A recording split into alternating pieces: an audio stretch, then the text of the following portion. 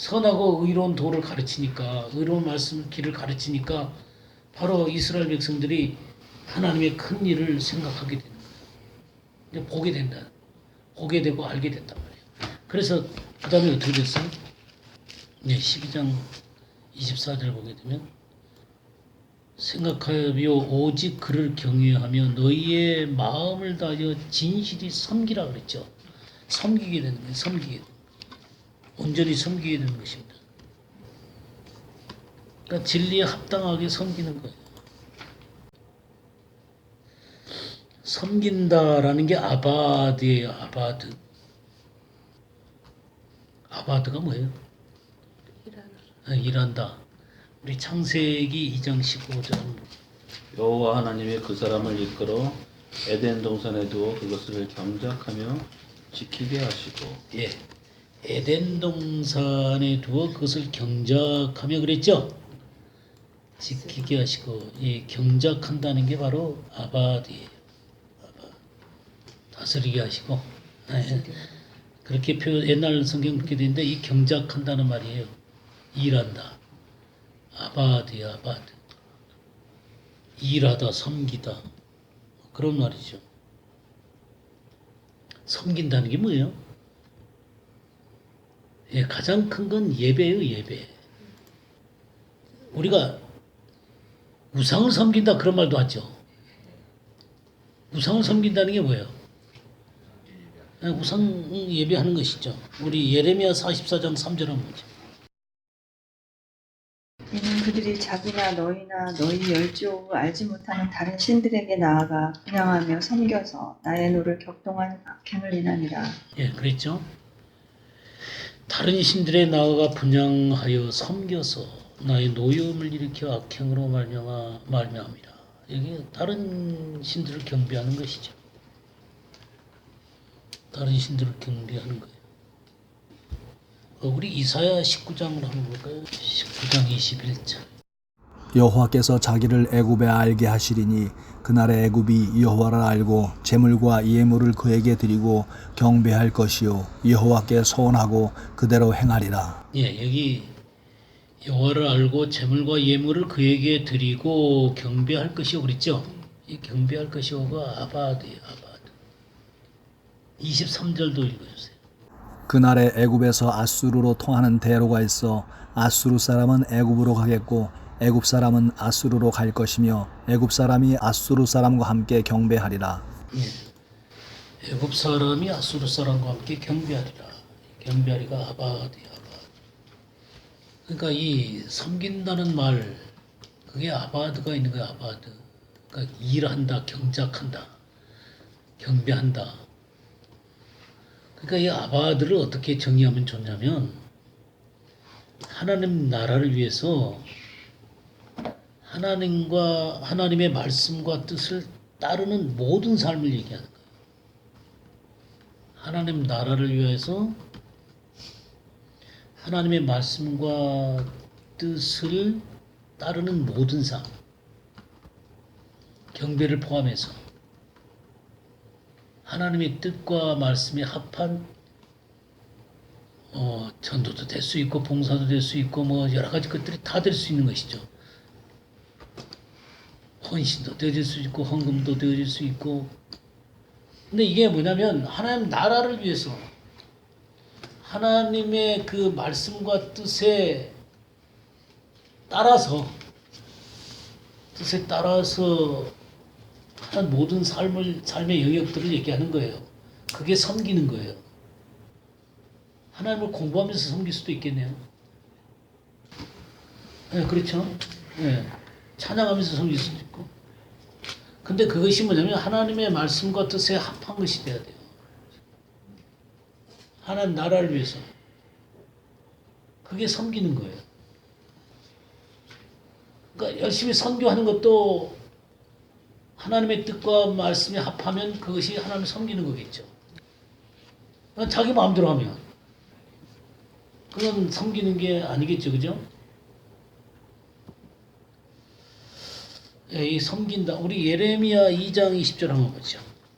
내가 옛적부터 내 멍에를 꺾고 내 결박을 끊으며 말하기를 나는 순종하지 아니하리라 하고 모든 높은 산 위에서와 모든 푸른 나무 아래에서 너는 몸을 굽혀 행함하도다. 거기 옛적부터 내 명을 꺾고 내 결박을 끊으며 말하기를 나는 순종하지 아니하리라. 순종하지 아니하리라. 이게 아바드야, 아바드. 섬기지 않냐. 이 말 뜻을 보면 이 순종이라는 것하고 아바드하고 참 이게 잘 어울리지 않을 단어 같이 보이지만 이게 진정한 아바드는 순종 속에서 나오는 거야. 예레미야 8장 2절. 그들의 사랑하며 섬기며 순복하며 구하며 경배하던 해와 달과 하늘의 뭇별 아래 쬐리니 그 뼈가 거두이거나 묻히지 못하여 지면에서 분토가 될 것이며. 예, 여기 그 사랑하며 섬기며 그랬죠. 뒤따르며. 그러니까 이 섬긴다는 게 사랑한다, 따른다 그런 말들과 함께 쓰이는 거예요. 그러니까 섬길 때는 사랑하면서 섬겨야 되는 거예요. 우상을 사랑하지 말고 하나님을 사랑하면서 섬겨야 돼. 그죠? 우리 100편 2절도 한번 볼까요? 시편 100편 2절. 기쁨으로 여호와를 섬기며 노래하면서 그의 앞에 나아갈지어다. 예. 어떻게 섬겨? 기쁨으로 섬기죠. 기쁨으로. 노래하면서 그의 앞에 나아갈지. 그러니까 기쁨으로 경배하는 거예요. 그러니까 우리가 섬길 때 순종하면서 섬기고, 사랑하면서 섬기고, 기뻐하면서 섬기고. 그러니까 하나님 섬기는데 기쁨 없이 또 순종함 없이 사랑하지 않고 그렇게 섬길 수도 있나요? 그렇게 섬길 수도 있겠죠. 또 죄 가운데서 섬길 수도 있겠죠. 우리 스바냐서 3장 9절 한번.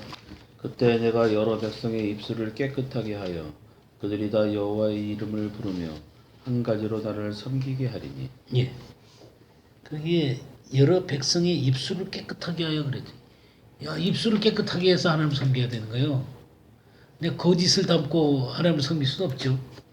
저 온갖 거짓말을 다 하면서 하나님 섬길 수 있겠어요? 지금 현재 누구처럼 온갖 거짓말 다 하면서 그들이 다 여호와의 이름을 부르며, 그러니까 하나님을 경배하면서 섬기는 것이죠.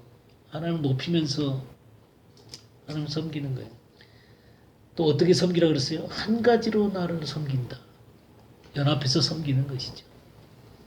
그러니까 함께 섬기고 혼자 섬기고 뭐 하여튼 그러면서 입술이 깨끗하고, 그러니까 진리의 말씀을 온전히 말하고 말이죠. 섬겨야 되는 거겠죠.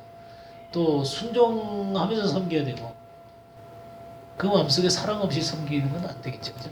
그러니까 이렇게 선하고 의로운 도를 가르침으로 말미암아 하나님의 큰 일을 보고 알게 하는 거예요. 그리고 이렇게 그 하나님을 섬기도록 하게, 진실히 하나님을 섬기도록 하게 하는 거예요. 온전한 모습으로 하나님을 섬기도록 하게 하는 게 이 다스림이에요. 이게 진정한 다스림이에요. 샤파트예요. 그러면 이런 샤파트는 누가 하는 거예요? 사역자가 하는 거예요? 네, 하나님 백성들이 하는 거예요. 하나님 나라가 그 속에 소유된 사람들이 하는 거예요. 정말 하나님 나라를 붙들고 기도할 뿐만 아니라 하나님의 말씀을 진실되게 알고 가르쳐서 그들이 하나님 나라의 백성이 되도록 하게 하는 게 바로 샤파트죠. 우리 그 말라기서 한번 볼까요? 말라기서 3장 14절 한번 볼까요? 이는 너희가 말하기를 하나님을 섬기는 것이 헛되니 만군의 여호와 앞에서 그 명령을 지키며 슬프게 행하는 것이 무엇이 유익하리요. 네. 지금 이렇게 노예 생활하면서 하나님을 섬기는 사람들이 있어요. 왜냐면 하나님의 성령으로 하지 않고 영이요 생명된 말씀으로 하지 않고 그 속에 하나님의 말씀이 살아서 역사해서 순종하면서 하지 않고 죄 짓고 하게 되면 어떻게 되는지 아세요? 섬기는 게 억지가 되는 거예요. 그러니까 하나님 앞에 모든 것이 다 아깝게 보이는 거예요.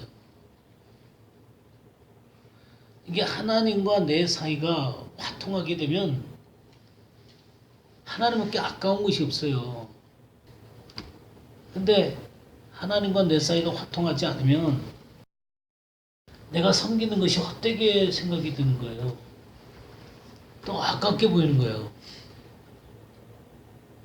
그리고 억지로 그런 일들을 하게 되는 거예요.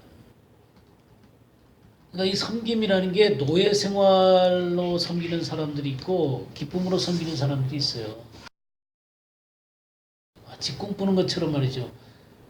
여호와께서 시온의 포로를 돌리실 때 우리가 꿈꾸는 것 같다 하면서 우리 입에는 웃음이 가득하고 우리에는 찬양이 찼었다 그러면서 하나님을 섬기는 사람이 있는 반면에 억지로 그냥 사람들 앞에 자기의 모습이 그렇게 드러나서는 안 되니까 억지로 섬기는 사람들이 있어요. 그게 헛된 섬김이죠. 이 기쁨으로 내 속에 이루어진 이 하나님의 나라의 기쁨, 선하고 의로운 도가 내 속에 가득 차서 말이죠. 옛적 길, 그 선한 길에 서서 정말 주님을 섬기는 그런 사람들이 되어야 되겠죠. 하나님은 이 마지막 때가 되게 되면 이런 사람이 하나님에게 절실하게 필요해요. 인자가 올 때 믿음을 보이네. 그 아들의 믿음을 가진 자가 희귀하니까 주님 그런 사람을 보게 되자 그렇게 말씀하신 거예요. 청함을 받은 자는 많되 택함을 입은 자가 적은 거죠.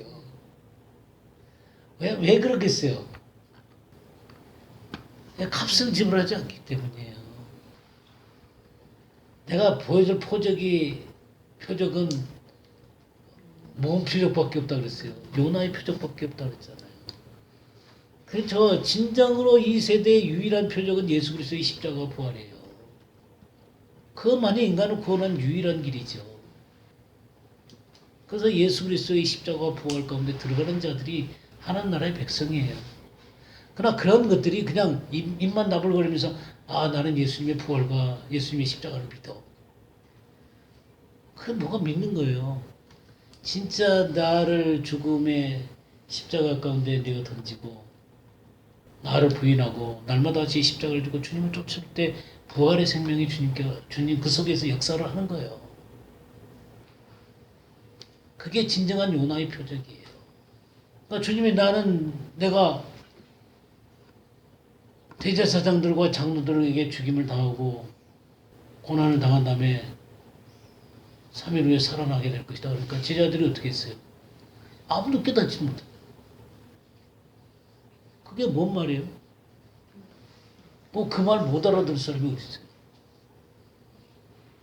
그러나 그것이 내 속에서 그리스도 예수의 그 십자가 부활, 이게 이 세상에서 유일한 십자가의 도지요.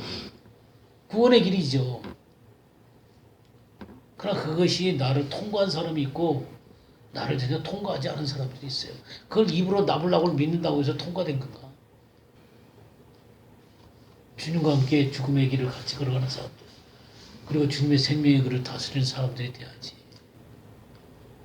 하나님은 그런 자들을 찾으시는 거죠.